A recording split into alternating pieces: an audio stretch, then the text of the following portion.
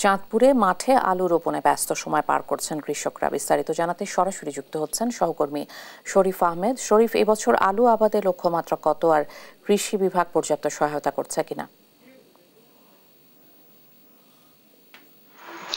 জি, নদীর তীরবর্তী জেলা কিন্তু চাঁদপুর। এখানে আলু সহ বিভিন্ন ফসলের উৎপাদনে কিন্তু অন্যতম।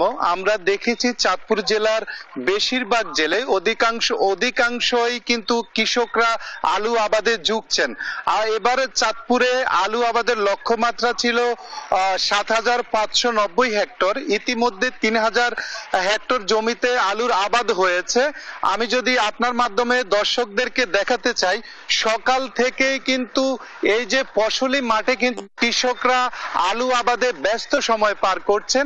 অনেকেই কিন্তু জমিতে ট্রাক্টর দিয়ে হাল চাষ করছেন, অনেকে যে এই যে আলু রোপণের মাঠ রয়েছে সেটিকে প্রস্তুত করছেন, অনেকেই আলু রোপণ করছেন। আমি বলতে পারি একবারে পুরো দমে কিন্তু চাঁদপুরে আলু চাষ শুরু হয়েছে। এখানকার যারা কৃষক রয়েছেন আমি তাদের সাথে কথা বলেছি, তারা বলছেন যে এবার আলুর দাম কিন্তু ভালো পাওয়ায় চাঁদপুরের অনেকেই আলু চাষে ঝুঁকছেন।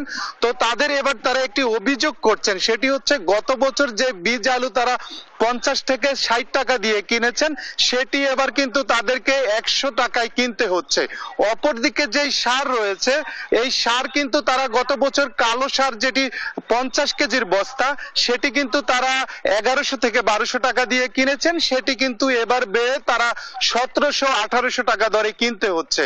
তো আমি এই বিষয়ে আলু চাষাবাদের বিষয়ে কথা বলেছি চাঁদপুর কৃষি সম্প্রসারণ অধিদপ্তরের যিনি ভারপ্রাপ্ত পরিচালক রয়েছেন সাইফুল হাসান। তিনি বলেছেন যে এবার চাঁদপুর যে পুরো ডিসেম্বর মাস জুড়ে কিন্তু চাঁদপুরের আলু চাষাবাদ হবে।